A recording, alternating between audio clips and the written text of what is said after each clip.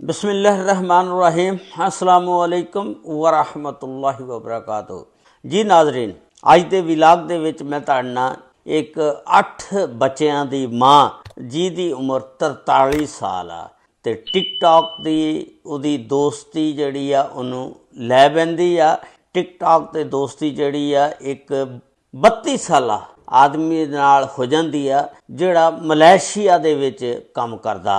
बस फिर उहदी मुहब्बत दे विच फिर वो मलेशिया तो पाकिस्तान आंदा ते जदों वो एक दूजे दे नाल इन्नी मुहब्बत दे विच गहराई दे विच जांदे ने ते फिर वो जदों दिल भर जांदा फिर वो बंदा उहदे कोलों जान छड़ांदा और उहदी जान नहीं छुड़दी ते फिर वो आखिरकार की करदा तुहानूं पता ही है फिर एंड की हुंदा, वो उहनूं मार दिंदा। उहदी मुकम्मल तफसीलात कि वाक़या किस तरह कदों दा कित्थे पेश आया अज दी इस वीडियो दे विच मैं तुहाडे नाल शेयर करांगा।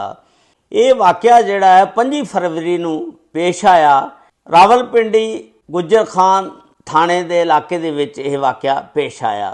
ये जिहड़ी औरत आ 8 बच्चों की माँ ये लक्की मरवत दे विच रहिंदी आ। इहदा नाम आ नौमाना, इहदे शौहर का नाम आ अफजल। हुण ये नौमाना अफजल की जदों शादी हुई, शादी तो बाद के 8 बच्चे होए ते उम्र 43 साल हो गई। उस तो बाद ये टिकटॉक चलांदी आ। टिकटॉक दे उत्ते इहनूं इश्क दा भूत जिहड़ा सवार होया। इहदी दोस्ती एक अदनान नामी आदमी दे नाल हो जाती है जिहदी उम्र है 32 साल। अदनान जिहड़ा ये गुजर खान दे थाणे दे इलाके दे विच रहिंदा रावलपिंडी दे विच ते ये मलेशिया दे विच जाके काम करदा, उत्थे अपनी रोजी रोटी कमाण जांदा, उत्थे रहिंदा ते जिस वेले इहदे नाल दोस्ती हो जाती आ बस फिर गपशप टिकटॉक के जरिए हुंदी हुंदी हौली हौली फिर वो एक दूजे नाल व्हाट्सअप ते वीडियो कॉल गप्पां शप्पां फिर प्यार मुहब्बत दीयां गल्लां।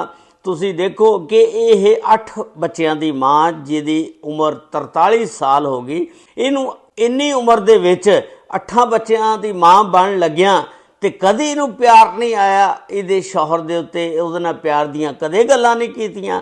ये जो वो 32 साला नौजवान जिहड़ा मलेशिया रहिंदा उहदे नाल गप्पां शप्पां हांकदी आ ते बस फिर वो जिहड़ा बंदा हुंदा उहदा करैक्टर जिहड़ा ना मलेशिया दे विच कोई ठीक नहीं हुंदा हैगा। ਉਹ ਨਾ ਇਹਦੇ ਕੋਲੋਂ ਨਾ ਮੰਗਾ ਪੈਸੇ ਖਾਂਦਾ, ਇਹਨੂੰ ਭਰੋੜਦਾ ਪੰਜਾਬੀ 'ਚ ਕਹਿ ਲਓ। ਕਦੇ ਕਹਿ ਦੇਣਾ ਇੰਨੇ ਪੈਸੇ ਭੇਜ ਦੇ ਮੈਨੂੰ ਜ਼ਰੂਰਤ ਆ, ਕਦੀ ਕਹਿ ਦੇਣਾ ਇੰਨੇ ਭੇਜ ਦੇ।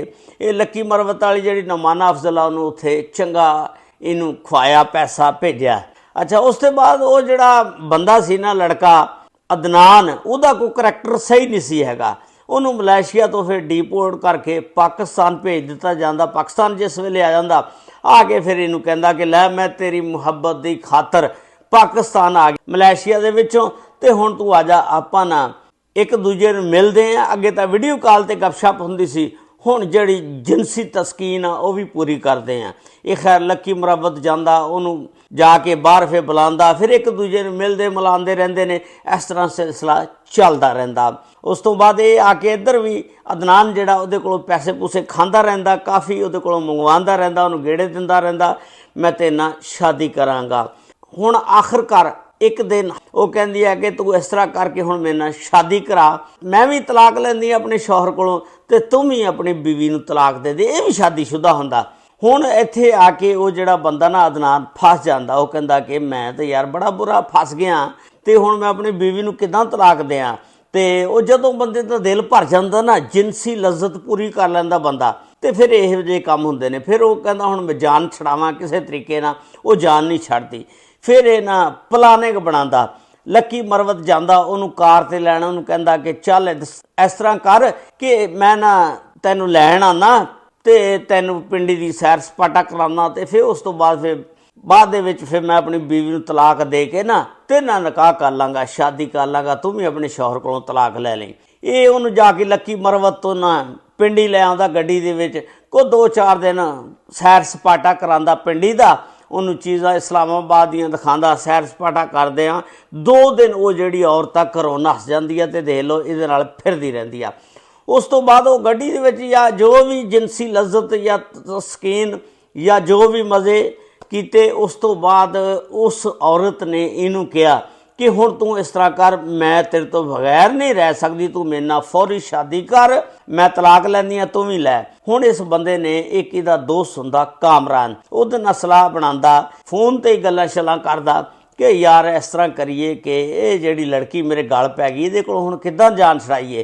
खैर इन्हां दोनां ने रल के प्लानिंग बनाई ते फिर उहनूं भी गड्डी 'च किते बुला बलू लिया ते ये किते जा रहे सी। तो फिर उत्थे पिंडी दे कोल निजी को प्राइवेट इकरा स्कूल आ, उत्थे जिस वेले जांदे ने ना जाके ना फिर उहदा गला दबा के उहनूं मार के ते उहदी लाश नूं उत्थे सुੱਟ दिंदे ने। सुੱਟ के ते आप फरार हो जाते हैं। तुहानूं पता फिर कतल जिहड़ा छुपिया नहीं रहिंदा हैगा।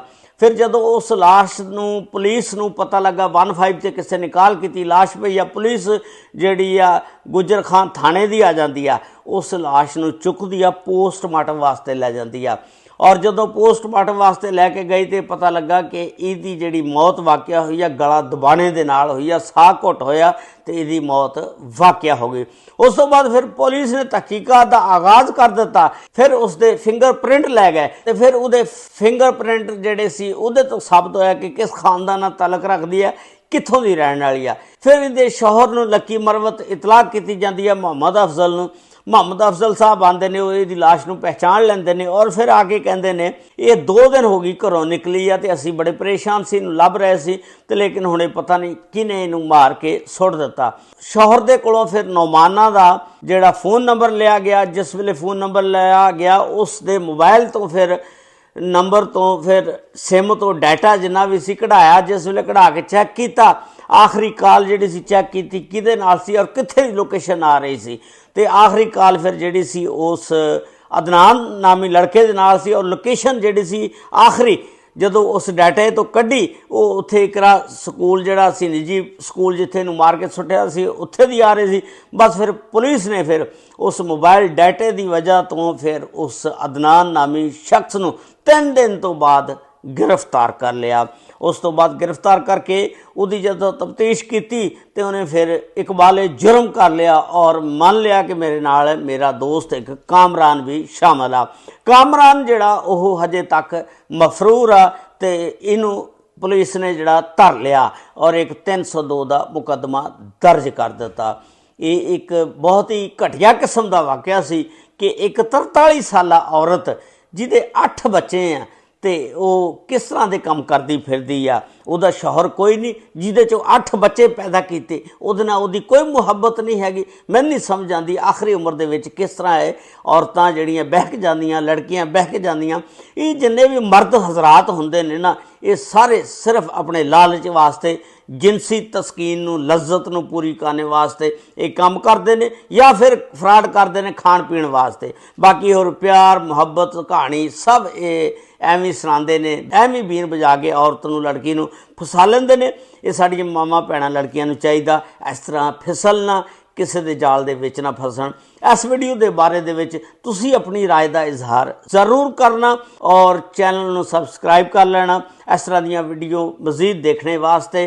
और अगर वीडियो अच्छी लगे तो चैनल नूं लाइक भी कर लेना और शेयर भी वीडियो नूं कर देना। अगर फेसबुक पेज देख रहे हो तो पेज नूं फॉलो भी कर लेना। अल्लाह ताला सब ते रहमत फरमाए, अल्लाह ताला सब नूं अपने हिफ्ज़ व ईमान च रखे। आमीन। अस्सलामु अलैकुम व रहमतुल्लाहि व बरकातुहू।